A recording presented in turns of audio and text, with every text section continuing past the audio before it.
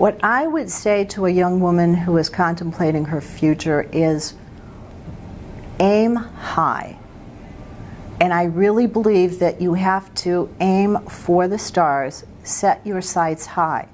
Recognize that you may not get to the moon, you may not get to the next stratosphere, but if you keep aiming high and keep stretching and keep working to get there, you're going to get way beyond where you ever thought you might be. So one of the lessons I learned early on about greatness is that if you're good at everything, you're great at nothing.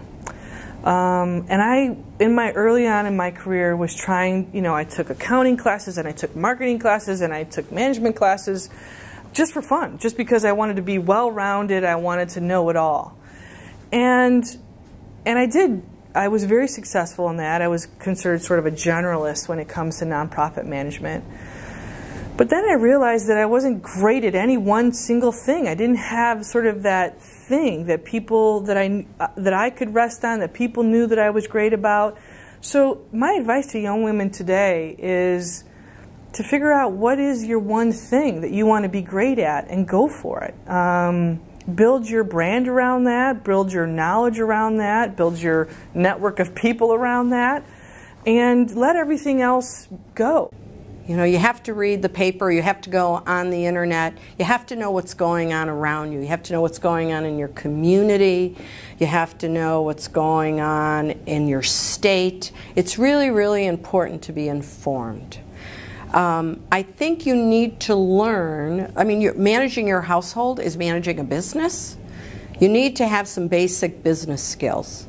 I think everybody should have some basic business skills. The most important thing that I think a woman needs to do is to make sure that she has around her a support system and believers in her.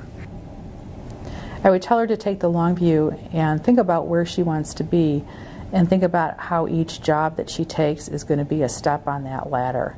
I would tell her to take risks, as I've done and as Irene Rosenfeld and every other successful woman has done. I would tell her to take unglamorous assignments, raise her hand for those things that nobody else wants to do, and I would tell her to ask for what she wants, but not too soon. Life has challenges, personally and professionally, and if you don't love what you do, it's really a waste. It's really a waste. So love what you do. And I know we all hear it over and over again, but I don't think we take that as seriously as we should until later in life. So when you're graduating from college, think about when you're college or when you're leaving high school, think about what you love to do and plan your career around that.